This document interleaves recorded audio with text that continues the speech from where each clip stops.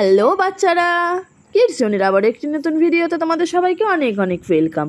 বাচ্চারা, আজকের ভিডিওতে আমরা কবি প্রমেন্দ্র মিত্রের লেখা ও পাড়ার ময়না কবিতাটি পড়ব। তো চলো শুরু করি। ও পাড়ার ময়না, ও পাড়ার ময়না, কেন কথা কয় না, কেন কথা কয় না।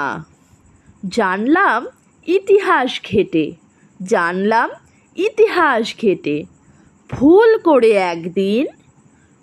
করে একদিন খেয়েছিল আলপিন, খেয়েছিল আলপিন।